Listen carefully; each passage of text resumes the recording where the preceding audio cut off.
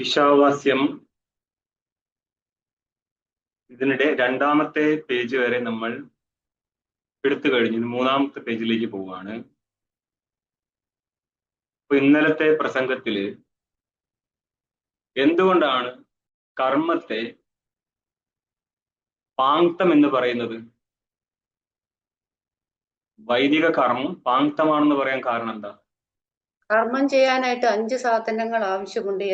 യജമാനൻ, പത്നി, പുത്രൻ, രണ്ട് തരത്തിലുള്ള ധനം, മാനുഷം വിത്തം, ദൈവം വിത്തം എന്നിങ്ങനെ. അതുകൊണ്ടാണ് അതിനെ പാങ്ക്തം എന്ന് പറയുന്നത്. ഏതിനെ? കർമ്മത്തെ. വൈദിക കർമ്മം പാങ്ക്തമാണെന്ന് പറയും. പഞ്ചപരിയുക്തം പാങ്ക്തം, 5 എണ്ണം കൂടിച്ചേർന്ന് സമ്പന്നമാവുന്നത് കൊണ്ട് നമ്മൾ കർമ്മത്തെ പാങ്ക്തം എന്ന് പറയും. ഇനി നിങ്ങൾ മൂന്നാമത്തെ പേജിന്റെ ടീക്ക നോക്കി തുടങ്ങിക്കോ. ശുദ്ധത്വാദി വിശേഷണസ്യ ആത്മനഃ കർമ്മശേഷത്വേ പ്രമാണഭാവാത്. ഭാഷ്യത്തിൽ കാണാൻ നിങ്ങൾക്ക് ശുദ്ധത്വം, അപാപവിദ്ധത്വം, സർവവിധത്വം, ഏകത്വം, ഇങ്ങനെയൊക്കെ പല വിശേഷണങ്ങൾ പറയും. വാസ്തവത്തിൽ വിശേഷണമാണോ എന്ന് ചോദിച്ചു കഴിഞ്ഞാൽ അല്ല. വിശേഷണയുക്ത വിശിഷ്ടനല്ല ഇവിടെയുള്ള പരമാത്മ. നമ്മളിവിടെ ഇപ്പോൾ ചർച്ച ചെയ്യുന്ന വേദാന്ത പ്രതിപാദ്യമായിരിക്കുന്ന പരമാത്മ എന്നുള്ളത് വിശേഷണയുക്ത വിശിഷ്ട വസ്തു അല്ല, പിന്നെ ശുദ്ധനാണ്. ശുദ്ധനെ പറയാൻ വേണ്ടി നമ്മൾ ശുദ്ധത്വം, അപാപവിദ്ധത്വം എന്നൊക്കെ പറയുന്നത് മാത്രം. ശരിക്കും ശുദ്ധനിൽ ശുദ്ധത്വം ഇരുന്ന് കഴിഞ്ഞാൽ ശുദ്ധത്വം ധർമ്മവും ധർമ്മിയായി മാറും ശുദ്ധൻ. അപ്പൊ ധർമ്മധർമ്മി ഭാവം ഉണ്ടായിരിക്കും, അല്ലെങ്കിൽ വിശേഷണ വിശേഷ്യ ഭാവം ഉണ്ടായിരിക്കും. ഇത് പറയാൻ വേണ്ടി ഒന്നല്ല ശുദ്ധത്വത്തെ പറയുന്നത്. അതായത് ഇവിടെ ഇരിക്കുന്ന ചേതനൻ, നമ്മളിവിടെ ഇപ്പോൾ ഈശാവാസ്യം എന്നുള്ള മന്ത്രത്തിലൂടെ വെളിപ്പെടുത്തുന്ന ഈ ചേതനൻ കേവല ബ്രഹ്മസ്വരൂപമാണ്. അത് ഈശ്വരൻ പോലും അല്ല, ഈശ്വരനിൽ മായയിരിക്കും. ഇവിടെ ഒരു വിശേഷണവും ഇല്ല. എന്നിട്ടും വസ്തുബോധം നടത്തിക്കാൻ വേണ്ടിയിട്ട് നമ്മൾ ശുദ്ധത്വം, അപാപവിദ്ധത്വം എന്നൊക്കെ പറയുന്നുവെന്ന് മാത്രം. അവൻ ശുദ്ധനാണ്. ശുദ്ധത്വാദി വിശേഷണോ യസ്യ ആത്മനഃ സ ആത്മാ ശുദ്ധത്വാദി വിശേഷണഃ. ശുദ്ധത്വാദികളായിരിക്കുന്ന വിശേഷണങ്ങൾ യാതൊരു ആത്മാവിനാണോ ഉള്ളത്, ആ ആത്മാവിനെയാണ് നമ്മൾ എന്ത് പറയുന്നത്? ശുദ്ധത്വാദി വിശേഷണഃ എന്ന് പറയുന്ന ശുദ്ധത്വാദി വിശേഷണത്തോട് കൂടിയിരിക്കുന്നവൻ. ഇങ്ങനെ ഇരിക്കുന്ന ആത്മാവിന് കർമ്മശേഷത്വ പ്രമാണഭാവ, ഇവൻ കർമ്മശേഷമാണ് എന്നുള്ളതിന് ഒരു പ്രമാണവും നിലവിലില്ല. ഇതിന്റെ ടിപ്പണി നോക്ക്, 2 എഴുതിയിട്ടുണ്ടാവും. ആ 2 നമ്പർ ടിപ്പണിയിൽ കാണാം പ്രമാണഭാവാദിതി അഹം കർത്ത ഇത്യാദി പ്രതീതേർ അശുദ്ധ ആത്മ അവഗാഹിത്വാദിതി ഭാവ. ടീക്കൽ എന്താ പറഞ്ഞത്? ശുദ്ധത്വാദി വിശിഷ്ട ആത്മാ കർമ്മശേഷമല്ല. പിന്നെ കർമ്മിക്ക് എന്തുകൊണ്ടാണ് ഞാൻ കർത്താവാണ് എന്ന് ബോധം ഉണ്ടാവുന്നത്? ഇതാണ് ഇവിടെ പറഞ്ഞത്. അഹം കർത്ത ഇത്യാദി പ്രതീതേഹി, ഞാൻ കർത്താവാകുന്നു, ഞാൻ ഭോക്താവാകുന്നു, ഞാൻ ഈ കർമ്മം ചെയ്യും, എന്റെ പൂർവികനും ഇങ്ങനെ കർമ്മം ചെയ്തതാണ് എന്നുള്ള ബുദ്ധി ആ വ്യക്തിക്ക് എന്തുകൊണ്ടാണ് വരുന്നത്? അതായത് ബ്രഹ്മ നിത്യശുദ്ധ ബുദ്ധമുക്ത സ്വഭാവമായിരുന്നുവെങ്കിൽ ആ ചൈതന്യം തന്നെയാണല്ലോ ഇവിടെ യജമാനായിട്ട് കർമ്മം ചെയ്യുന്നത്. പക്ഷേ ഈ യജമാനായിരിക്കട്ടെ, ചേതനോഹം എന്ന് അഭിമാനിക്കുന്ന ഈ യജമാനൻ അഹം കരോമി, അഹം കർത്ത എന്നൊക്കെ അഭിമാനിക്കുന്നു. ഞാൻ ഈ കർമ്മത്തിന്റെ കർത്താവാണ്, ഞാൻ ഈ കർമ്മം ചെയ്യുന്നു എന്നൊക്കെ അഭിമാനിക്കാൻ കാരണം എന്താ? അപ്പൊ കർമ്മം ചെയ്യുമ്പോൾ ആ യജമാനനായിരിക്കുന്ന ആത്മാ കർത്താവായിട്ട് മാറുന്നില്ലേ? ആയ സ്ഥിതിക്ക് നിങ്ങൾ ഈ ആത്മാവ് ശുദ്ധനാണ് എന്ന് പറയുന്നത് ശരിയാണോ? ഇതിനാണ് ടിപ്പണികാരൻ പറയുന്നത്, ഈ അഹം കർത്ത എന്നുള്ള പ്രതീതി എന്ന് പറഞ്ഞ ജ്ഞാനം, ഇത് അശുദ്ധ ആത്മാവിനെ വിഷയീകരിക്കുന്നതാകുന്നു. ഇവിടെയുള്ള അശുദ്ധാത്മാവ് ഏതാ? ജീവാത്മാ.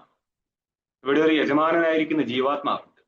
ഈ ജീവാത്മാവാണ് ഞാൻ കർത്താൻ അഭിമാനിക്കുന്നത്. അവൻ അശുദ്ധാത്മാവാണ്. അതെങ്ങനെയാ അശുദ്ധി കയറി വന്നേ? നിങ്ങളുടെ ചേതനൻ അശുദ്ധനാവുമോ? ഇല്ല.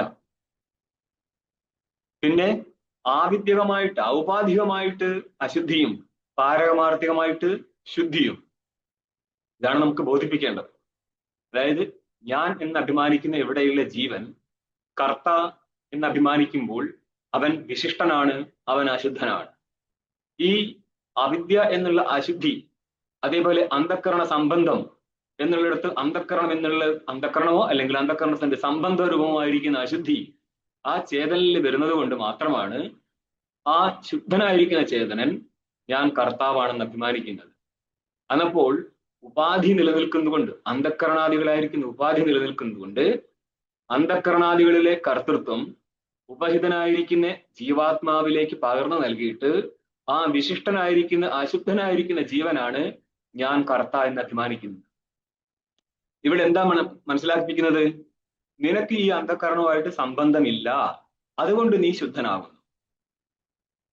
അന്ധക്കരണത്തിന്റെ സംബന്ധം പോലും കൽപ്പിച്ചിട്ട് എന്ന് പറഞ്ഞാല് സൈദ്ധാന്തികമായിട്ടും പാരമാർത്ഥികമായിട്ടും നോക്കിക്കഴിഞ്ഞാല് ഈ ജീവനുള്ള, അതായത് ചേതനായിരിക്കുന്ന ജീവന് അന്ധക്കരണ സംബന്ധവും അവിദ്യാ സംബന്ധവും കൽപ്പിതമാണ്. പക്ഷേ തിരിച്ചറിയത്തില്ല ഇതെല്ലാം കൽപ്പിതമാണെന്നുള്ള കാര്യം. എല്ലാം വാസ്തവം എന്നവൻ ധരിക്കുന്നതും ആ അവിദ്യയുടെ മാഹാത്മ്യമാണ്. അഘാടിത ഘടന പടീയസി മായ എന്ന് പറയും. ഒരിക്കലും സംഭവിക്കാൻ പാടില്ലാത്തത് പോലും സംഭവിപ്പിക്കുന്നു. അതായത് ചേതനനും അവിദ്യയും തമ്മിൽ സംബന്ധം ഉണ്ടാവാൻ പാടില്ലായിരുന്നു. കാരണം സംബന്ധത്തിന് യോഗ്യത രണ്ടിടത്തും ഇല്ല. ഒന്ന് നിത്യശുദ്ധനും ഒന്ന് നിത്യ അശുദ്ധ വസ്തുവാണ്. അവ തമ്മിൽ സംബന്ധിക്കാൻ പാടില്ല. എന്നിട്ടും ആ അവിദ്യയുടെ സാമർഥ്യമാണ് തൻ്റെ ആശ്രയമായിരിക്കുന്ന ചേതനനെ ആവരണം ചെയ്യിക്കുകയും ചെയ്യും, അതേപോലെ ദ്വിതീയമായിരിക്കുന്ന ജഗത്തിനെ ആ ചേതന് കാണിച്ചു കൊടുക്കുകയും ചെയ്യും. ഈ ദ്വിതീയമായിരിക്കുന്ന ജഗത്തിന്റെ ഭാഗമായിട്ടാണ് കർത്തൃത്വവും ഇരിക്കുന്നത്. അപ്പോൾ ഞാൻ നിത്യശുദ്ധ ബുദ്ധമുക്ത സ്വഭാവനാണെന്നുള്ള ബോധം അവന് മറക്കപ്പെട്ടു. ആര് ചെയ്യുന്ന? അവിദ്യ ചെയ്യുന്ന. അതോടുകൂടി അവൻ എന്ത് ബോധം ഉണ്ടാവും? ഞാൻ കർത്ത എന്നൊരു ബോധം ഉണ്ടാവും. ഇത് ആർക്ക് സംഭവിച്ചതാ? അന്ധക്കരണ വിശിഷ്ട ചേതനായിരിക്കുന്ന അശുദ്ധാത്മാവിന് സംഭവിച്ചതാണ്. ഓക്കെ, ഇവിടെയാണ് നമ്മൾ പറയുന്നത് നിന്റെ വാസ്തവ സ്വരൂപം കർത്താഭോക്ത സ്വരൂപത്തിലല്ല. ഇത് നിനക്ക് വന്നത് അന്ധക്കരണ സംബന്ധം കൊണ്ടാണ്. അന്ധക്കരണവുമായിട്ട് ചേതന സംബന്ധം വരാൻ കാരണമാണ് അവിദ്യ. അവിദ്യക്ക് ചേതനുമായിട്ട് സംബന്ധം വരാൻ കാരണം വേറെ ഒന്നുമില്ല, അവിദ്യ തന്നെ. അപ്പോൾ അവിദ്യയാണ് തന്റെ സംബന്ധവും അന്ധക്കരണ സംബന്ധവും ഇന്ദ്രിയ സംബന്ധവും ശരീര സംബന്ധവും എല്ലാം ചെയ്തു കൊടുക്കുന്നത്.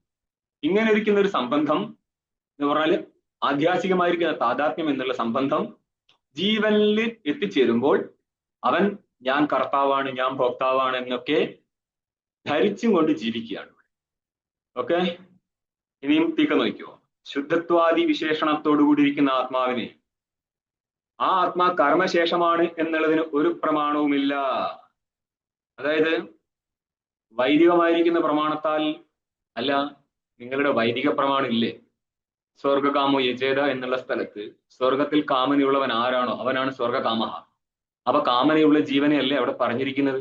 അപ്പൊ ആ വാക്യം വിശിഷ്ടനായിരിക്കുന്ന ജീവന്റെ കാര്യത്തിൽ പ്രമാണമല്ലേ? അതെല്ലാം അവാന്തര പ്രമാണം മാത്രമാണ്. മുഖ്യ പ്രമാണം വരുന്നത് ഷഡ്വിധ താത്പര്യഗ്രാഹക ലിംഗങ്ങളിലൂടെ അദ്വൈതവാക്യത്തിന്റെ നിരൂപണം നടത്തുമ്പോൾ മനസ്സിലാവും കേവലനായിരിക്കുന്ന ഏക ആത്മാവിനെ പ്രതിപാദിക്കുക എന്നുള്ളത് മാത്രമാണ് ശ്രുതിയുടെ താല്പര്യം.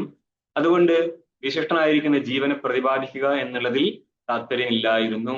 അതുകൊണ്ട് വിശിഷ്ട ജീവന് സ്വർഗാദി പ്രാപ്തിക്കായിട്ട് കർമ്മത്തെ വിധാനം നടത്തുമ്പോൾ അവിടെ പരമതാത്പര്യം ശ്രുതിക്കില്ല എന്നർത്ഥം. അതുകൊണ്ട് ശ്രുതി എന്നുള്ളൊരു പ്രമാണം അവിടെ ഇല്ല. ഇനി പ്രത്യക്ഷം എന്നുള്ളത് നമ്മൾക്ക് ആവിദ്യമായിട്ട് സംഭവിക്കുന്നത് കൊണ്ട് അതും പ്രമാണമായിട്ട് വരത്തില്ല. ഇനി പ്രത്യക്ഷ പ്രമാണത്തിന് വിരുദ്ധമായിട്ട് നിത്യശുദ്ധനാണ് ആത്മാ എന്ന് ശ്രുതി പറയുന്നത് കൊണ്ടും പ്രത്യക്ഷത്തിൽ ഞാൻ കർത്താവാണെന്ന് നമ്മൾക്ക് പ്രാമാണികമായിട്ട് അനുഭവപ്പെടുമ്പോൾ പോലും നമ്മൾക്ക് തോന്നുന്നത് ഞാൻ കർത്താവല്ലേ, പക്ഷെ ഇത് ബാധിക്കപ്പെടും. പക്ഷെ ശ്രുതിജന്യമായിരിക്കുന്ന ഒരു ബോധം ഒരിക്കലും ബാധിക്കപ്പെടത്തില്ല. അതുകൊണ്ട് അതായിരിക്കും മുഖ്യം. പ്രമാണാഭാവാത് ശുദ്ധത്വാദി വിശിഷ്ടനായിരിക്കുന്ന, അതായത് നിത്യശുദ്ധ ബുദ്ധമുക്ത സ്വഭാവനായിരിക്കുന്ന ആത്മാ കർമ്മത്തിന്റെ ശേഷമാണ് എന്നുള്ള കാര്യത്തിൽ യാതൊരു പ്രമാണവുമില്ല. പ്രമാണം ഉണ്ടായിരുന്നുവെങ്കിൽ മാനിക്കാമായിരുന്നു എന്നർത്ഥം. അത്രയും മാത്രമല്ല, പിന്നെയോ യാഥാത്മ്യം തദ് യാഥാത്മ്യം തസ്യ യാഥാത്മ്യം തദ് യാഥാത്മ്യം. യാഥാത്മ്യം എന്ന് പറഞ്ഞാല് യഥാർത്ഥ സ്വരൂപം. തസ്യ ആത്മനഃ, ആ ആത്മാവിന്റെ യഥാർത്ഥ സ്വരൂപം എന്നുള്ളതും ന കേവലം കർമ്മ അനുപയോഗി. ആ ആത്മാവിന്റെ സ്വരൂപം എന്താ? നിത്യത്വാദികളാണ്. അത് കർമ്മത്തിന് അനുകൂലമേ അല്ല, കർമ്മത്തിന് ഉപയോഗിയല്ല, കർമ്മ അനുപയോഗി. വിശിഷ്ട ചേതനൻ മാത്രമാണ് കർമ്മത്തിന് ഉപകരിക്കുന്നത്. നിത്യശുദ്ധ ബുദ്ധമുക്തനായിരിക്കുന്ന ചേതനൻ കർമ്മത്തിന് ഉപകരിക്കത്തില്ല. അതുകൊണ്ട് കർമ്മ അനുപയോഗിയാണ് നിത്യശുദ്ധൻ. കിന്തു കർമ്മണ വിരുദ്ധ്യതേച്ച, മാത്രമല്ല പിന്നെയോ കർമ്മവുമായിട്ട് വിരോധമുണ്ട്. ഏതിന്? ആത്മാവിന്റെ യാഥാത്മ്യത്തിന്. അത് യാഥാത്മ്യം കർമ്മണ വിരുദ്ധ്യതേ എന്ന് അന്വയിക്കുക. ആത്മാവിന്റെ സ്വരൂപം കർമ്മമായിട്ട് വിരോധം നേരിടുന്നതാണ്. കാരണം ആത്മസ്വരൂപം ചേതന സ്വരൂപമാണ്, കർമ്മം ആവിദ്യകമാണ്. അവിദ്യയായിട്ട് ചേതന് സംബന്ധമില്ലാത്തത് കൊണ്ട് ചേതനുമായിട്ട് കർമ്മത്തിന് വിരോധമുണ്ടെന്നർത്ഥം. ആയതിനാൽ കർമ്മസംബന്ധിയായിട്ട് നിങ്ങൾക്ക് ഈ ആത്മാവിനെ സിദ്ധിക്കാൻ പറ്റത്തില്ല. ഇതിനെയാണ് ഇനി ഭാഷ്യത്തിൽ കാണുന്നത്. ഇതാണ് വിരുദ്ധ്യതേച്ച ഇത്യാഹ എന്ന് പറയുന്നു. ഭാഷ്യം കാണുന്ന മൂന്നാമത്തെ പങ്ക്തി ഭാഷ്യം. യാഥാത്മ്യഞ്ച ആത്മനഃ ശുദ്ധത്വ അപാപവിദ്ധത്വ ഏകത്വ നിത്യത്വ അശരീരത്വ സർവഗതത്വാദി വക്ഷ്യമാണം.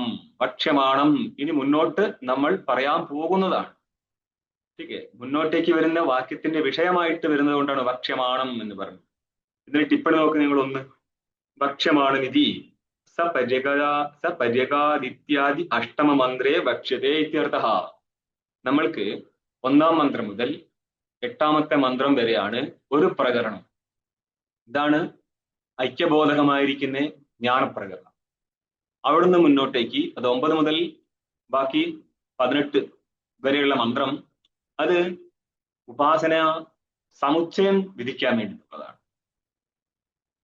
അപ്പോൾ ഈ സപര്യകാചുക്രമകായമവ്രണം അസ്നാവിരം എന്ന് പറഞ്ഞിട്ട് ആത്മാവിന്റെ ശുദ്ധസ്വരൂപതയെ നമ്മളിൽ മുന്നോട്ട് പറയും.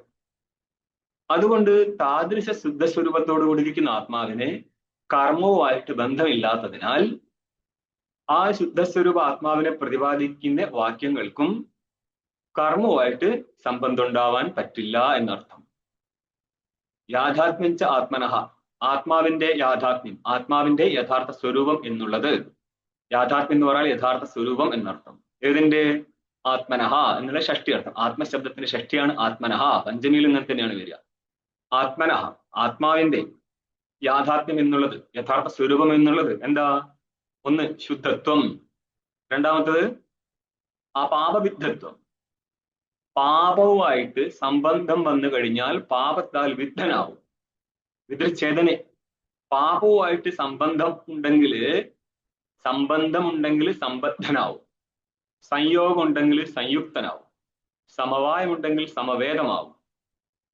അപ്പോൾ സംബന്ധം ഉണ്ടെങ്കിൽ എന്ത് പറയും? സംബദ്ധ, നകാരം വരത്തില്ല അവിടെ. സംബന്ധം ഉണ്ടെങ്കിൽ വസ്തു സംബദ്ധമാവും. അപ്പം നമ്മളിവിടെ പുണ്യം ചെയ്താൽ ജീവൻ പുണ്യസംബന്ധം നേരിടുകയും ചേതനൻ പുണ്യസംബന്ധം നേരിടുകയും, പാപം ചെയ്തു കഴിഞ്ഞാൽ ചേതനന് പാപസംബന്ധം നേരിടുകയും ചെയ്യുന്നുണ്ട് എന്ന് നമ്മൾ മാനിക്കാറുണ്ട്. അതാണല്ലോ വ്യവഹാര ലോകത്ത് പുണ്യകർമ്മത്താൽ പുണ്യേന കർമ്മണ പാപേന എന്ന് ശ്രുതിയിൽ പറയും. പുണ്യകർമ്മം കൊണ്ട് പുണ്യജന്മവും പാപകർമ്മം കൊണ്ട് പാപജന്മവും കിട്ടുമെന്നാ പറയുന്നത്.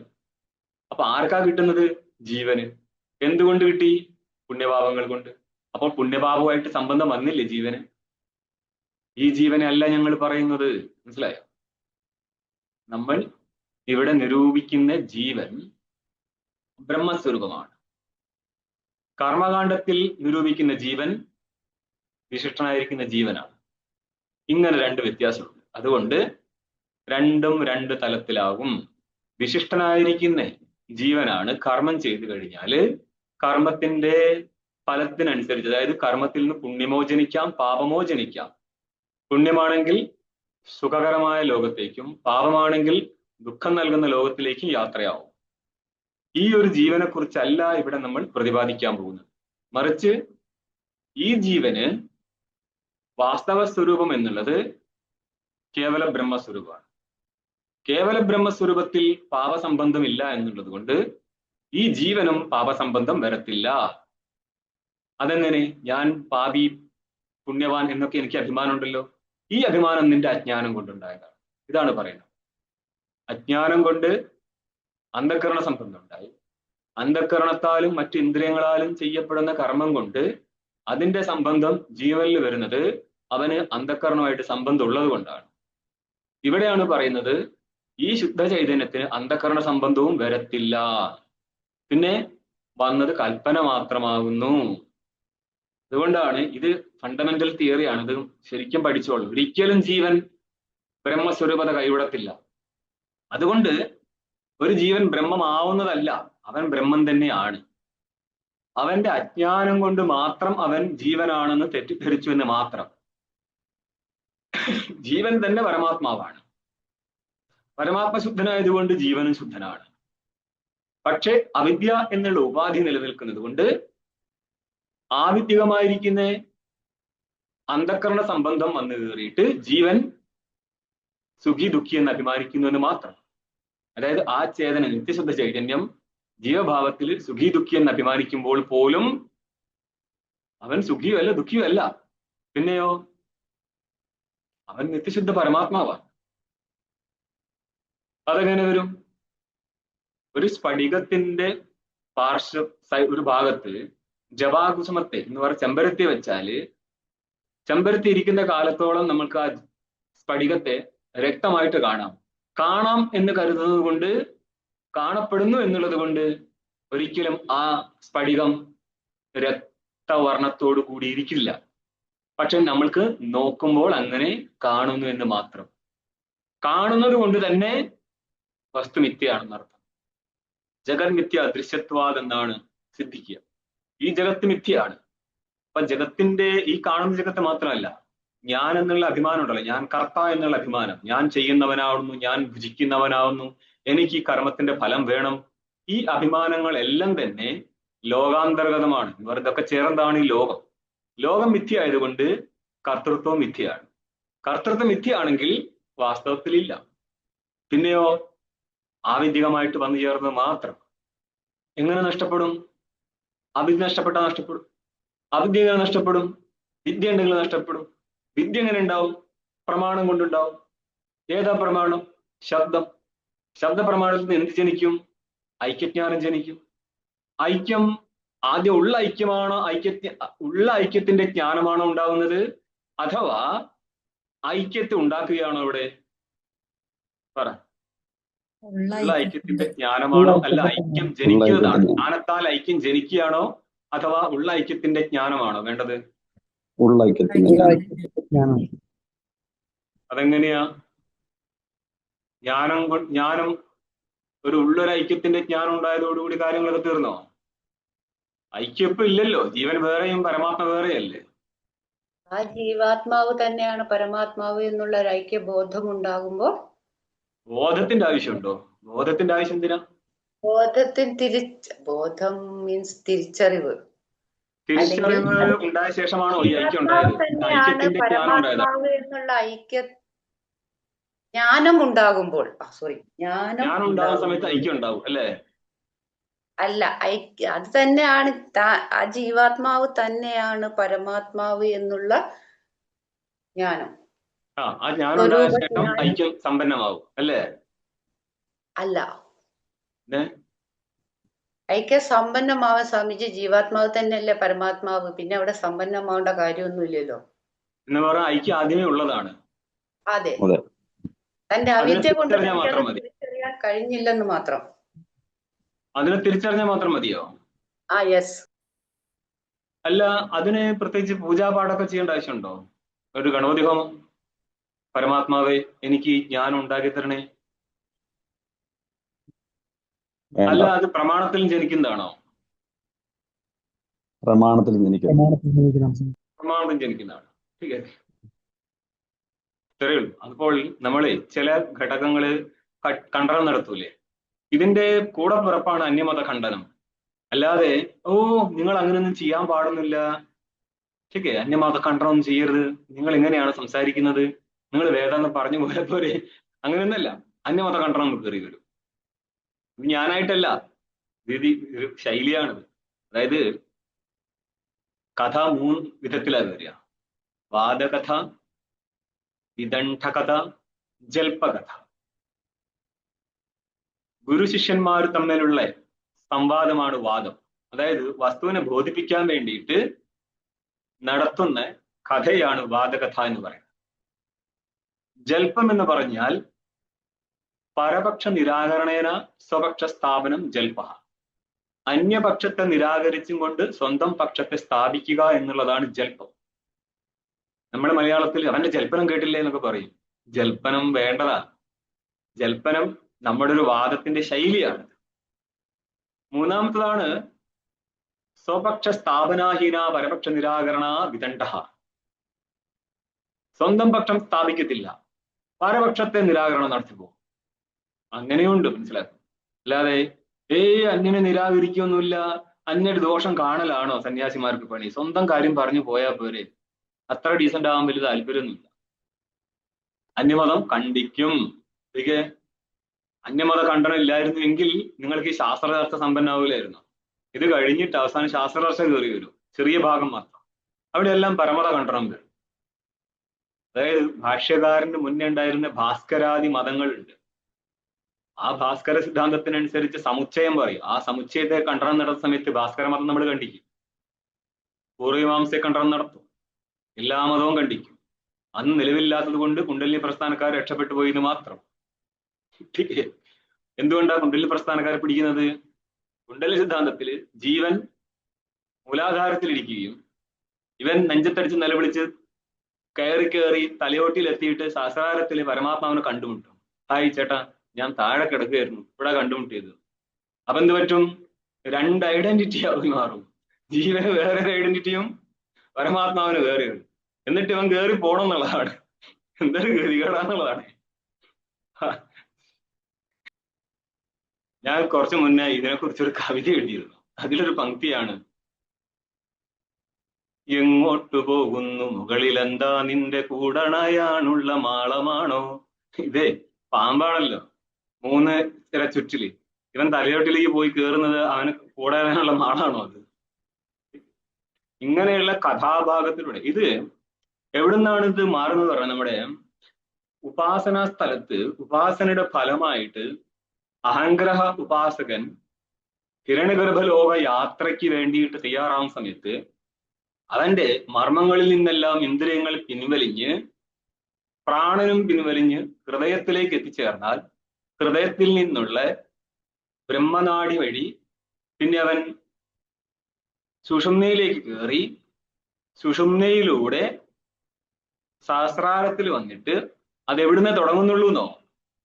ഹൃദയത്തിൽ നിന്ന് തുടങ്ങത്തുള്ളൂ. ഹൃദയത്തിൽ നിന്ന് ബ്രഹ്മനാഡി സുഷുമ്നാ നാഡി, അതുവഴി ചെറുനാക്ക് വഴി സഹസ്രാരത്തിൽ എത്തിയിട്ട് അവിടെ നിന്ന് സൂര്യരശ്മി സംബന്ധത്തിലൂടെ അവൻ ഇവിടെ വിടുമ്പളിക്കും അവൻ സൂര്യലോകത്തെത്തിയിട്ടുണ്ടാവും. ഈ ഒരു പാറ്റേൺ മനസ്സിലായല്ലോ. ഇതിനെ പിടിച്ചിട്ട് വലിച്ചു നീട്ടിയതാണ് മൂലാധാരം വരെ. അതുകൊണ്ട് തന്നെ ഈ മൂലാധാര സിദ്ധാന്തക്കാർക്ക് പലതും മതവ്യത്യാസമുണ്ട്. ചിലര് തമിഴ്നാട്, ഞാൻ കേട്ടിട്ടില്ല, തമിഴ്നാട്ടിൽ ചിലർ പറയുന്നത് അത് ഹൃദയത്തിൽ നിന്നാണ് തുടങ്ങുന്നത്. ചിലർ പറയും അല്ല, മൂലാധാരത്തിൽ നിന്നാണ്. 2 സ്ഥലം മാനിച്ചാലും വേദാന്തിക്കതിന്റെ ഒരാവശ്യമില്ല. കാരണം ഉപാസകൻ പോകുന്നത്, അതായത് ഹിരണ്യഗർഭ ലോകം പോകുന്നത് കുണ്ടലിനി ഉപാസന ചെയ്തിട്ടല്ല. മനസ്സിലാവുന്നുണ്ടോ? പ്രശ്നം മനസ്സിലാവുന്നുണ്ടോ? അവൻ പോയത് അവിടെ പറഞ്ഞിരിക്കുന്ന ഹിരണ്യഗർഭ ഉപാസന പ്രാണോപാസന ചെയ്തതിന്റെ ഫലമായിട്ടാ. ആ പോക്ക് എങ്ങനെയായിരുന്നു എന്ന് ചിത്രീകരിച്ചപ്പോൾ അതിനെ പിടിച്ചിട്ട് ഉപാസനാക്കി കളഞ്ഞതാണ്. ഇതിന്റെ മോഡിഫിക്കേഷൻ വന്നതിന്റെ മൂല സിദ്ധാന്തം മനുഷ്യത്തിലെ ഗമന സ്ഥലമാണ്. പിടികിട്ടിയോ? ഇതെയാണ് ഒരു കാലത്ത് എങ്ങോട്ടോ കൊണ്ടുപോയി കളഞ്ഞത്. അതായത് ഹിന്ദിയിലൊരു ചൊല്ലുണ്ട്, ജിസ്കാ ഹാത്ത് മേ ലാഠി ഉസ്കാ ഭൈൻസ്. ഓരോരോ കാലഘട്ടത്തില് മുന്നോട്ട് വരുന്ന ഓരോ പ്രസ്ഥാനങ്ങൾ ഉണ്ടാവും. അവര് മറ്റു പലതിനെയും കടപൊഴുകും, അവരെ കയ്യിൽക്കലാക്കും. ഇനി വേറെ പ്രസ്ഥാനം വന്ന് അങ്ങനെയല്ലേ ഭക്തി പ്രസ്ഥാനം കയറി വരുന്നു. ഇതൊന്നും അല്ല വേദാന്ത പ്രസ്ഥാനം. അപ്പൊ നമ്മൾ എന്താ പറഞ്ഞു വന്നത്? ഇവിടെ ഏകനായിരിക്കുന്ന ഒരു പരമാത്മാവേ ഉള്ളൂ.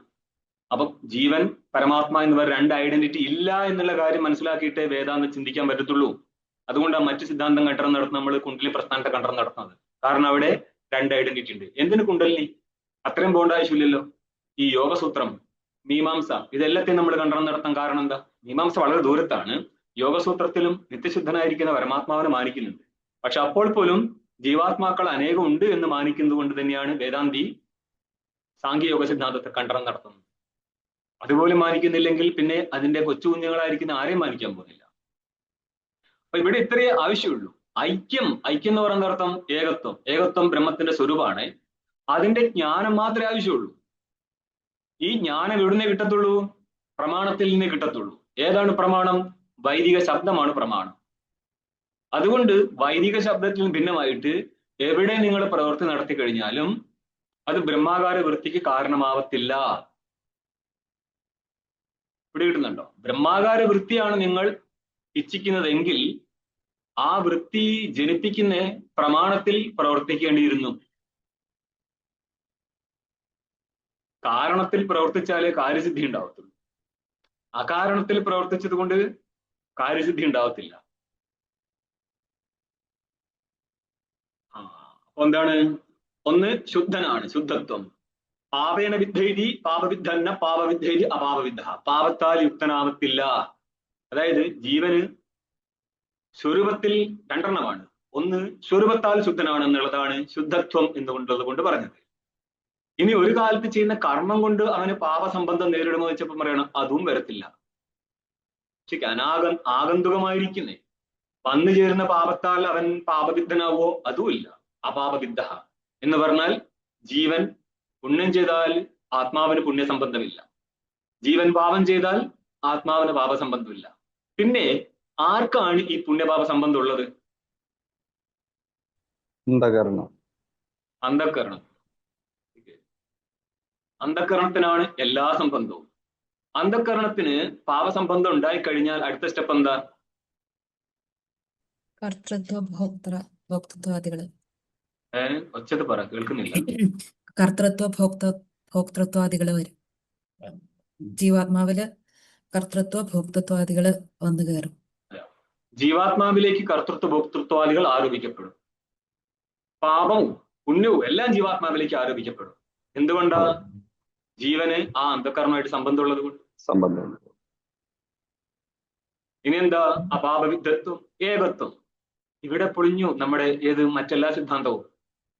ജീവൻ കയറി ചെന്നിട്ട് വേറെ ആരെയും കാണാനൊന്നുമില്ല. കാരണം ജീവൻ പരൻ എന്നും പറഞ്ഞ രണ്ടാളില്ല, ഒറ്റൊന്നേ. അതുകൊണ്ടാണ് ഏകനാണ്. ഏകനായതുകൊണ്ട് എന്ത് പറ്റി? ഏകത്വം. ഇവൻ നിത്യനാണോ അനിത്യനാണോ? നിത്യനാണ്. നിത്യത്വം. ശരീര സംബന്ധമില്ലേ? ഇല്ല. കാരണശരീരമായിട്ട് പോലും ഇല്ല. ലിംഗശരീരമായിട്ട് അതുമില്ല.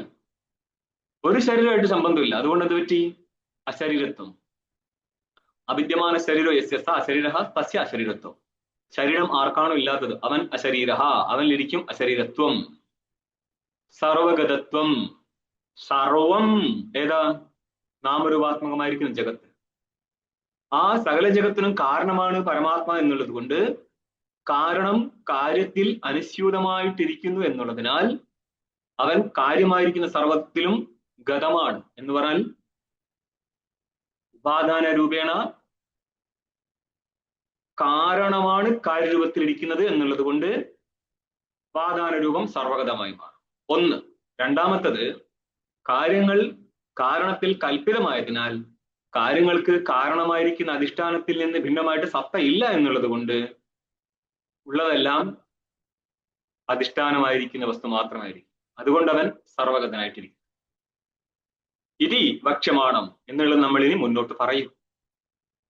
തച്ചകർമ്മണ വിരുദ്ധ്യതേരി ഭാഷ്യത്തിലെ 2-ാം പങ്ക്തിയാണ്.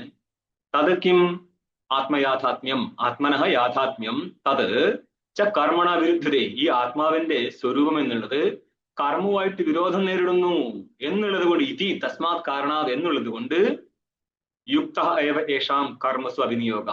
ആയതുകൊണ്ട് ഏഷാം ഈശാവാസ്യം ഇത്യാദി മന്ത്രാണാം കർമ്മസു അഭിനിയോഗ ഇത് യുക്ത ഏവ. ഈ ഈശാവാസ്യം ഇത്യാദി മന്ത്രങ്ങൾക്ക് കർമ്മത്തിൽ വിനിയോഗം നേരിടുന്നില്ല എന്നുള്ളത് യുക്തമാവുന്നു. കാരണം എന്താ? ഈ ഈശാവാസ്യം ഇത്യാദി മന്ത്രങ്ങള് നിത്യശുദ്ധനായിരിക്കുന്ന ആത്മാവിനെയാണ് പറയുന്നത്. ആ ആത്മാവിന് കർമ്മസംബന്ധം വരത്തില്ല. കാരണം കർമ്മമായിട്ട് വിരോധമുള്ള വസ്തുവാണ് ആത്മസ്വരൂപം. അതുകൊണ്ട് ഇനി നിത്യശുദ്ധനായിരിക്കുന്ന ആത്മാവിനെ പ്രതിപാദിക്കുന്ന വാക്യങ്ങൾക്ക് കർമ്മമായിട്ട് സംബന്ധിക്കാൻ പറ്റത്തില്ല. ആയതിനാൽ ഈ വാക്യങ്ങൾ കർമ്മകാണ്ഡത്തിൽ നിരൂപണം ചെയ്യപ്പെട്ടിട്ടില്ല എന്നുള്ളതിനാൽ ഇനിയിപ്പോൾ അവയുടെ നിരൂപണത്തിനായിട്ട് ഗ്രന്ഥാരംഭം ചെയ്യേണ്ടതുണ്ട് എന്നർത്ഥം. ഇനി ഇതിന്റെ ഇത്രയും ഭാഗത്തിന് ഡീറ്റെയിൽ നോക്കുക. ശുദ്ധോഹം സ്വഭാവതോ ന ആഗന്തുകേനാവി പാത്മന വിദ്ധ സർവത്ര ഏകോ അശരീരഃ ആകാശോപമഃ ഇതി ജാനൻ ന കടാക്ഷേണാപി കർമ്മ വീക്ഷ്യതേ. ശുദ്ധോഹം, അഹം ശുദ്ധഃ, ഞാൻ ശുദ്ധസ്വരൂപനാകുന്നു. അതായത് എനിക്ക് ജന്മം കൊണ്ടേ ഒരു പാപവുമില്ല എന്ന് പറഞ്ഞാൽ അനാദിസിദ്ധമായിരിക്കുന്ന ഒരു പാപവും എന്നിലില്ല, അതുകൊണ്ട് ഞാൻ ശുദ്ധനാണ്. ഒന്ന്, ഇതാണ് സ്വഭാവതഃ എന്ന് പറയുന്നത്. ടിപ്പണി 3 നോക്കിയേ. ശുദ്ധോഹം സ്വഭാവതഃ ഇതി ആഗന്തുക അശുദ്ധ സ്വഭാവസ്യ അപാപവിദ്ധം ഇത്യനേന ലക്ഷ്യത്വാത്. ആ ആഗന്തുകം എന്ന് പറയുന്നത് ഇനി വന്നു ചേരുന്നതിനെയാണ് ആഗന്തുകം എന്ന് പറയുന്നത്. നമ്മളിപ്പോൾ ജീവൻ ഒരു കർമ്മം ചെയ്തിട്ട് പാപം വന്നു ചേരുകയാണെങ്കിൽ ആ പാപം ആഗന്തുകമാണ്. അപ്പോൾ ആഗന്തുകമായിരിക്കുന്ന അശുദ്ധിയാണ് ഏത്? പാപ സംബന്ധം. അതില്ല എന്നുള്ളത് ഏത് പദം കൊണ്ട് കാണിക്കുന്നുണ്ട്? അപാപവിദ്ധം എന്നുള്ള പദം കൊണ്ട്. അതായത് ഇനി വന്നു ചേരുന്ന ഒരു പാപം പോലും ആത്മാവിനില്ല എന്ന് അപാപവിദ്ധം എന്നുള്ള ശബ്ദം കാണിക്കുന്നത് കൊണ്ട് ശുദ്ധോഹം എന്നുള്ള പദം എന്തിനെയാണ് പറയുന്നത്? ശുദ്ധമിത്യത്ര സ്വാഭാവികം ശുദ്ധത്വം വിവക്ഷിതം. സ്വാഭാവികമായിരിക്കുന്ന ശുദ്ധത്വത്തെയാണ് ശുദ്ധോഹം എന്നുള്ളത് കൊണ്ട് വിവക്ഷ നടത്തിയത്, പറയാൻ ഉദ്ദേശിച്ചത്. എന്ന് പറയുന്നതർത്ഥം അനാദിസിദ്ധമായിരിക്കുന്ന ഒരു ദോഷവും ചേതനിലില്ല. ഇനി വരാൻ പോകുന്ന, അതായത് ജീവൻ കർമ്മം ചെയ്തിട്ട് ആത്മാവിലെ പാപസംബന്ധം ഉണ്ടാവുമെന്ന് വെച്ചാൽ പറയണം, അതും വരത്തില്ല. 2 രീതിയിൽ. ഒന്ന്, പൂർവ്വത്തിലേ പാപമില്ലായിരുന്നു, അതാണ് സ്വഭാവം കൊണ്ട് ശുദ്ധനാണെന്ന് പറയുന്നത്. പിന്നെ ആഗന്തുകേനാപി പാത്മനാ വിദ്ധ, ഇനി വന്നു ചേരുന്ന പാപം കൊണ്ട് പോലും അവന് സംബന്ധം നേരിടത്തില്ല. 2 കഴിഞ്ഞു. പിന്നെന്താണ്? ഏകത്വം അല്ലേ? പറയാണ് സർവത്ര ഏകോ, സകല ഇടത്തും അവൻ ഏകനായിട്ടാണ്. എന്ന് പറഞ്ഞാൽ അഹം എന്ന് നമ്മൾ ഇവിടെ അഭിമാനിക്കുന്ന അവൻ തന്നെയാണ് മറ്റൊരാളിലും അഹം എന്ന് അഭിമാനിക്കുന്നത്. ഞാൻ എന്ന് ശബ്ദപ്രയോഗം നടത്തിയില്ലെങ്കിലും എല്ലാവർക്കും അഭിമാനം സമാനമാണ്. ഞാൻ എന്ന്. അപ്പം ഞാൻ എന്ന് മലയാളത്തിൽ പറയുന്നു, അഹം എന്ന് സംസ്കൃതത്തിൽ. ശബ്ദം മാറുന്നത് കൊണ്ടൊന്നും വസ്തു മാറത്തില്ലല്ലോ. ഈ വസ്തുപ്രകാശം എന്നുള്ളത് അവിദ്യാവൃത്തിയാണ്. ഏത് വസ്തു? അഹം എന്നുള്ള വസ്തു അവിദ്യയാൽ പ്രകാശിച്ചുകൊണ്ടിരിക്കുകയാണ്. ഇതിന് തന്നെ പല രീതിയിലുള്ള പ്രകാശം വരുന്നുണ്ട്. ജാഗ്രത കാലത്ത് ഇവിടെ ഇരിക്കുന്ന പ്രമാതാവും ഉണർന്നിരിക്കുന്നുണ്ട്. ഈ പ്രമാതാവിനെ വിഷയീകരിച്ചും കൊണ്ട് സാക്ഷി ഇരിക്കുന്നത് കൊണ്ടാണ് ജാഗ്രത കാലത്ത് അഹം എന്നുള്ള സ്പഷ്ടബോധം ഉണ്ടാവുന്നത്. സ്വപ്നകാലത്ത് ഈ പ്രമാതാവ് തിരിച്ചുപോയി, പ്രമാതാവ് പോയി, ഇനിയിപ്പോൾ സാക്ഷി മാത്രമായി. സാക്ഷിയാണ് നേരിട്ട് സ്വപ്നത്തെ കാണുന്നത്. അവിടെയും കണ്ടവനാരാ? ഞാനാരാ? സാക്ഷി. ആ സാക്ഷി അവിദ്യ വൃത്യാവച്ഛിന്ന ചൈതന്യം അപ്പോഴും പ്രകാശിച്ചിരുന്നു. അവിടെ അവൻ ജാഗ്രതത്തിലെ തിരിച്ചറിവുള്ളതുപോലെ അവൻ തിരിച്ചറിവില്ലായിരുന്നു, പക്ഷെ അവൻ അവിടെ ഉണ്ടായിരുന്നു. ആ ഞാൻ എന്നുള്ള അവിദ്യാവൃത്തി ഉപഹിത ചൈതന്യം, അവനവിടെ വൃത്തിയുണ്ട്, പക്ഷെ പ്രകടമായിരിക്കുന്ന വൃത്തി ഇല്ലാത്തത് എന്തുകൊണ്ടാ? ഇവിടെ ശബ്ദപ്രയോഗം നടത്താനുള്ള പ്രമാതാവ് ഇരിക്കുന്നത് കൊണ്ടാണ് ഞാൻ എന്ന് ശബ്ദപ്രയോഗം നടത്തിക്കൊണ്ട് നമ്മൾക്ക് സാക്ഷി ഭാസിക്കുന്നത്. അല്ലെങ്കിൽ സാക്ഷിയാലുള്ള പ്രമാതാവിന്റെ ഭാനം, ജാഗ്രത കാലത്ത് സാക്ഷിയാലുള്ള പ്രമാതാവിന്റെ ഭാനമാണ് നടക്കുന്നത്. ഓക്കെ, ഒന്ന് സാക്ഷിയും ഭാസിക്കുന്നുണ്ട് അവിടെ, അവൻ പ്രമാതാവിനെ ഭാസിപ്പിക്കുന്നു.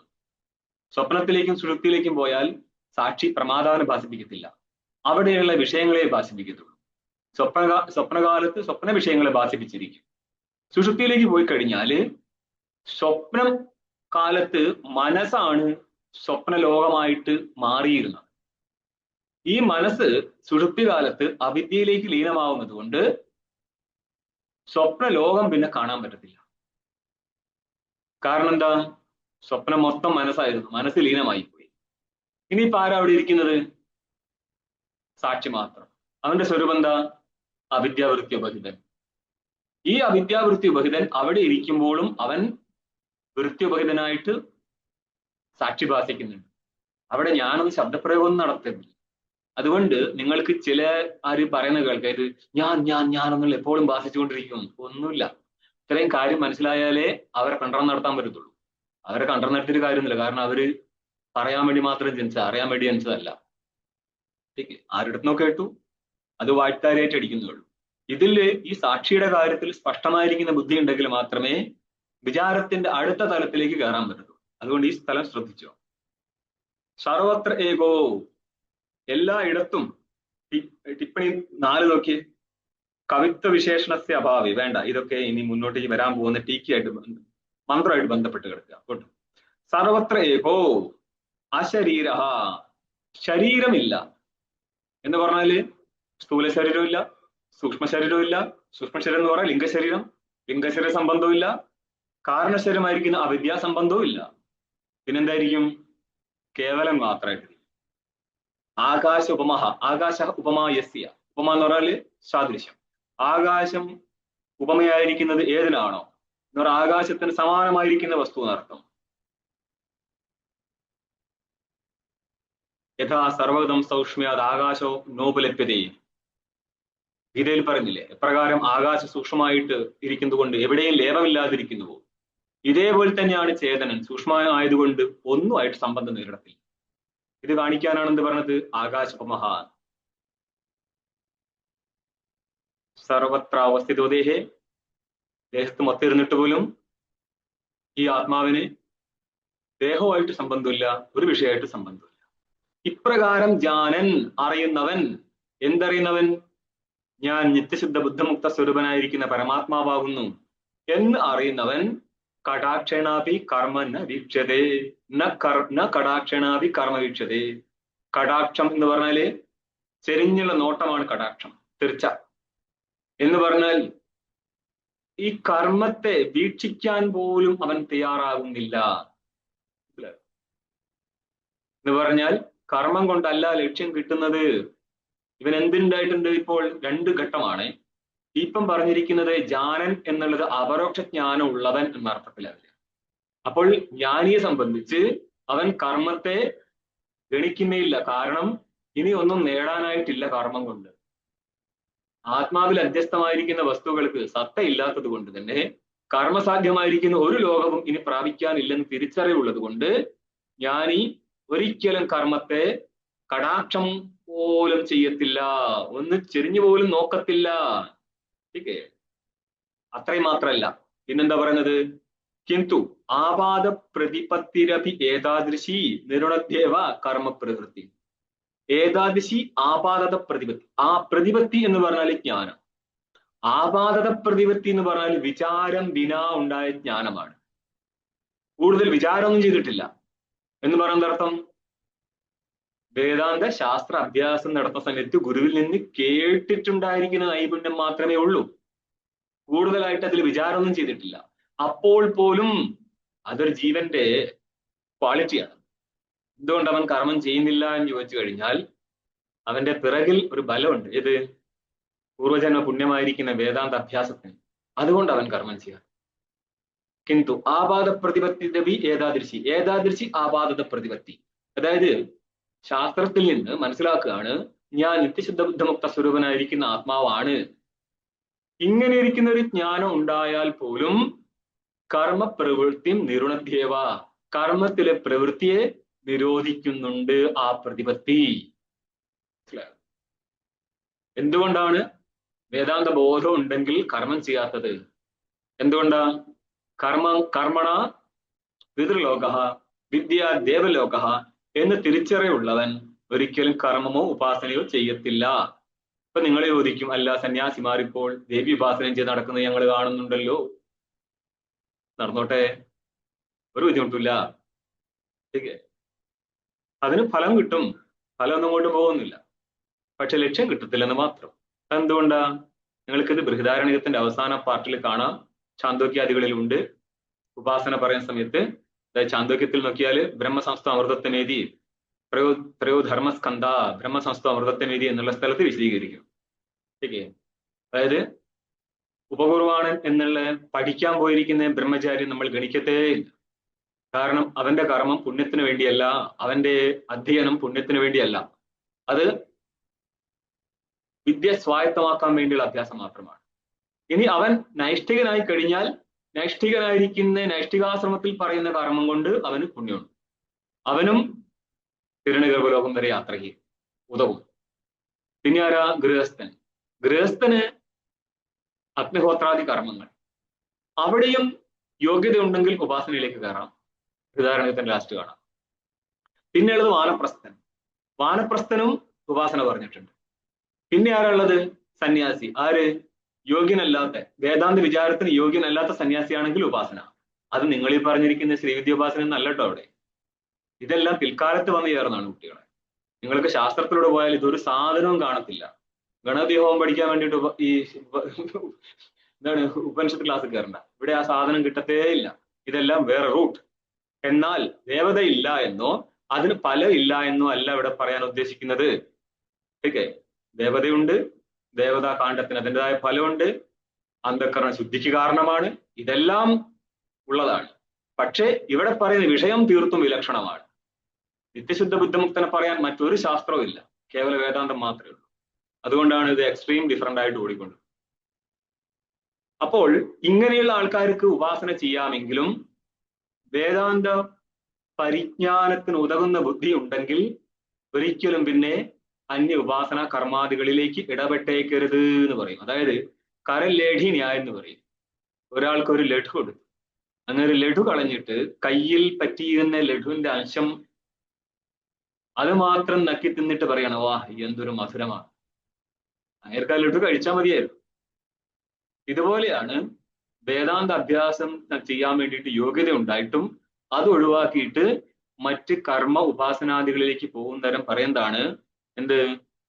കരലേഠി ന്യായം പറയും. ചെയ്യാൻ യോഗ്യത ഉണ്ടായിട്ട് പോലും വിട്ടുകളയുന്നത് വലിയ ദൗർഭാഗ്യമാണ്. യോഗ്യത ഇല്ലെങ്കിൽ ശരണം മറ്റു മാർഗങ്ങൾ. എന്തുകൊണ്ടാ? അങ്ങനെയൊക്കെ അന്ധക്കരണ സിദ്ധിക്ക് വേണ്ടിയുള്ള കർമ്മം ചെയ്ത് പാകമായെങ്കിൽ മാത്രമേ ഇവിടെ പറയുന്ന വേദാന്തത്തിലെ എന്തെങ്കിലും ഒന്ന് മനസ്സിലായി കിട്ടത്തുള്ളൂ. ഇതിന്റെ മുന്നേ കേട്ടിട്ടില്ലേ? ഒരു ബന്ധപ്പെടുത്തി നമ്മൾ വേറെ ശ്ലോകം കൂടിയും പറഞ്ഞിട്ടുണ്ട്. ഈശ്വരാനുഗ്രഹാദേവ പുംസാം അദ്വൈത വാസന മഹാഭയകൃതത്രാണ ദ്വിത്രാണാം യതി ജായതേ. ഈശ്വരന്റെ അനുഗ്രഹം കൊണ്ട് മാത്രമാണ് ജീവന് അദ്വൈത വാസന ഉണ്ടാകത്തുള്ളൂ. ഈശ്വരാനുഗ്രഹാദേവ പുംസാം, ജീവന്മാർക്ക് അദ്വൈത വാസന. മഹാഭയകൃതത്രാണ, ഈ അദ്വൈത വാസന ഉണ്ടെങ്കിൽ എന്താണ്? അധ്യയനത്തിലൂടെ മഹാഭയമായിരിക്കുന്ന സംസാരത്തെ തരണം ചെയ്യാൻ പറ്റും. ഇത് ആർക്കാ വരുന്നത്? ദ്വിത്രാണാം, ദൗവാത്രയോ വാ ഇത് ദ്വിത്രോഴ. 2-3 പേർക്ക് വരുന്നുണ്ടെങ്കിൽ എന്നേ എണ്ണീട്ടുള്ളൂ. പക്ഷെ അത്രേ വരത്തുള്ളൂ. വളരെ ചുരുക്ക ആൾക്കാർക്കുള്ള മാർഗമാണ് അദ്വൈത വേദാന്തം. ഇതിലിവിടെ മാസ് ഇല്ല. അപ്പോൾ സാമാന്യമായിട്ട് അറിയുമ്പോൾ പോലും കർമ്മത്തിലെ പ്രവൃത്തി അങ്ങോട്ട് അവസാനിച്ചു പോകും. ആ ജീവൻ മെല്ലെ മെല്ലെ കർമ്മം വിട്ട് ഉപാസനയിലേക്ക് വന്ന് ഉപാസന വിട്ട് ബ്രഹ്മാകാര വൃത്തിക്ക് വേണ്ടിയുള്ള അധ്യാപനത്തിലൂടെ കടന്നുപോകും. കിഞ്ച മാത്രമല്ല യഹ കർമ്മശേഷ. ഇനി വേറെ ഒരു കാര്യം പറഞ്ഞു വരികയാണ് നമ്മൾ. കർമ്മത്തിന്റെ ശേഷമാണെങ്കിൽ അവന് ആ വസ്തുവിന് ഏതെങ്കിലും ഒരു 4 സ്വഭാവത്തിൽ പെടുന്നതായിരിക്കും. കിഞ്ച മാത്രമല്ല യഹ കർമ്മശേഷ, ഏതാണോ കർമ്മത്തിന്റെ ശേഷം. ശേഷം എന്ന് പറയുന്നത് അർത്ഥം അംഗം. അപ്പൊ ശേഷി ആരാവും? ശേഷം അംഗമാണെങ്കിൽ ശേഷി ആരാവും? അംഗിയാവും. യർമ്മശേഷ സ ഉത്പാദ്യോ ദൃഷ്ടോ യഥാ പുരോടാശാദി വികാരിഹ സോമാദി ആപ്യു മന്ത്രാദി സംസ്കാരി ബ്രീഹ്യാദി. യർമ്മശേഷ, ഏതാണോ കർമ്മത്തിന്റെ ശേഷം, കർമ്മത്തിന്റെ അംഗം, അവൻ ഒന്നുകിൽ ഉത്പാദ്യമായിരിക്കുന്ന വസ്തുവായിരിക്കും, അല്ലെങ്കിൽ വികാര്യമായിരിക്കും. വികാരം ഏതിനാണോ സംഭവിക്കുന്നത് അതാണ് വികാര്യം. ഉത്പത്തി ഏതിനാണോ ഉണ്ടാവുന്നത് അതാണ് ഉത്പാദ്യം. 2. ആപ്യോ വാ, ആപ്യം എന്ന് പറഞ്ഞാൽ പ്രാപ്യം, പ്രാപിക്കേണ്ടത്. അതായത് ഗുരുവിന്റെ ഉച്ചാരണം കൊണ്ട് ശിഷ്യൻ ആ മന്ത്രത്തെ പ്രാപിക്കുന്നതാണ്. അപ്പൊ പ്രാപ്യമാണ് മന്ത്രം. അല്ലെങ്കിലോ സംസ്കാര്യം, ചില കാര്യങ്ങൾ. ഇപ്പോൾ വ്രീഹീൻ പ്രോക്ഷതി എന്ന് പറയും. വ്രീഹീൻ, നെല്ലില് കുറച്ച് വെള്ളം തളിക്കുന്നേ ഉള്ളൂ, അതിൽ നിന്ന് അതിന് മുളപൊട്ടാൻ പോകുന്നൊന്നുമില്ല. പക്ഷെ ഈ കർമ്മം ചെയ്തില്ലെങ്കിൽ സമ്പൂർണ്ണ കർമ്മം സമ്പന്നമാവാതെ പോകും. കർമ്മത്തിലൊരു അംഗമാണ് വ്രീഹിയിലേക്കുള്ള ചെറിയൊരു വെള്ളം തളിക്കുക എന്നുള്ള കർമ്മം. അതിനെന്താ പറയാ? സംസ്കാര കർമ്മം എന്ന് പറയും. അപ്പൊ സംസ്കാരം ഏതിനാണോ നടന്നത് അതാണ് സംസ്കാര്യം. അവിടുത്തെ സംസ്കാരിക വസ്തുവാണ് വ്രീഹി. അന്നപ്പോൾ 4 വിധത്തിലായിരിക്കും കർമ്മശേഷമായിരിക്കുന്ന വസ്തുക്കൾ. ഏതൊക്കെയാ? ഒന്നുകിൽ ഉത്പാദ്യമായിരിക്കും, അല്ലെങ്കിൽ ആപ്യമായിരിക്കും, അല്ലെങ്കിൽ വികാര്യമായിരിക്കും, അല്ലെങ്കിൽ സംസ്കാര്യമായിരിക്കും. അന്നപ്പോൾ ആത്മാവിന്റെ സ്വരൂപം ഉത്പാദ്യമോ അല്ല, വികാര്യമോ അല്ല, ആപ്യമോ അല്ല, സംസ്കാര്യമോ അല്ല എന്നുള്ളത് കൊണ്ട് കർമ്മത്തിന്റെ ശേഷമാവത്തില്ല എന്നർത്ഥം. കിഞ്ച യഹ കർമ്മശേഷ, ഏതാണോ കർമ്മത്തിന്റെ ശേഷം, സ ഉത്പാദ്യോ ദൃഷ്ടോ യഥാ പുരോടാശാദി. ദൃഷ്ടാന്തം പറയാണ് പുരോടാശം. അതായത് നെല്ലിനെ ഉമികളഞ്ഞ് ഇടിച്ച് പൊടിയാക്കി അതിൽ നിന്ന് ഊർമാകാരത്തിൽ കുഴക്കട്ട പോലെ ചുട്ടെടുക്കുന്നതാണ് ഈ പുരോടാശം. പാലിൽ കുഴച്ച് പുരോടാശത്തെ ഉണ്ടാക്കിയെടുക്കും. ഈ പുരോടാശം എന്ന് പറഞ്ഞാൽ എന്താണ്? ഉത്പാദ്യമാണ്. ഉത്പാദ്യമായതുകൊണ്ട് അത് കർമ്മത്തിന്റെ ശേഷമാണ്. പുരോടാശം കർമ്മത്തിന്റെ ശേഷമാണ്. പുരോടാശം ചതുഷ്കപാലം നിറോപേത് എന്നൊക്കെ നിങ്ങൾക്ക് ഇനി മന്ത്രം കാണാം. രണ്ടാമത്തത് പറയാണ് വികാര്യ സോമാദി. സോമലത കല്ലുകൊണ്ട്, പ്രത്യേക കല്ലുണ്ട് അതിന്, അതുകൊണ്ട് പൊട്ടിച്ചെടുത്തിട്ട് ചതച്ച് അതിന്റെ നീരെടുക്കണം. ആ സോമത്തെയാണ് നമ്മൾ ഹവനത്തിന് ഉപയോഗിക്കുന്നത്. അതുകൊണ്ട് വികാരം സംഭവിച്ചിട്ടാണ് സോമം ഉണ്ടാവുന്നത് എന്നുള്ളത് കൊണ്ട് സോമരസം വികാര്യമാണ്. വികാര്യമായതുകൊണ്ട് തന്നെ ആ സോമം എന്താണ്? കർമ്മത്തിന്റെ ശേഷമാണ്. 2 ആപ്യോ മന്ത്രാദി. ആപ്യം എന്ന് പറയാൻ പ്രാപ്യം എന്ന് പറഞ്ഞാല് ഗുരുവിന്റെ അടുത്തേക്ക് പോയിട്ട് ഗുരുവുച്ചാരണം നടത്തിയിട്ട് അതിനെ കേട്ടിട്ട് ബാലകൻ പഠിക്കുന്നതാണ്. അതുകൊണ്ട് മന്ത്രമാണ് ആപ്യം. ആപ്യമായിരിക്കുന്ന മന്ത്രവും കർമ്മത്തിന്റെ ശേഷമാണ്. 3 കഴിഞ്ഞു. സംസ്കാരിയോ വ്രീഹാദി. വ്രീഹിയില് കുറച്ച് വെള്ളം തളിക്കുക എന്നുള്ള പ്രോക്ഷണ കർമ്മം നടത്തുന്നുണ്ട്, ജലപ്രോക്ഷണം. ഇതോടുകൂടി സംസ്കാരം നേരിട്ടിരിക്കുന്ന വ്രീഹി എന്നുള്ളത് സംസ്കാര്യമായി. സംസ്കാര്യമായതുകൊണ്ട് തന്നെ അത് കർമ്മത്തിന്റെ ശേഷമായി. അങ്ങനെയാണെങ്കിൽ എന്ത് പറയാൻ പറ്റും?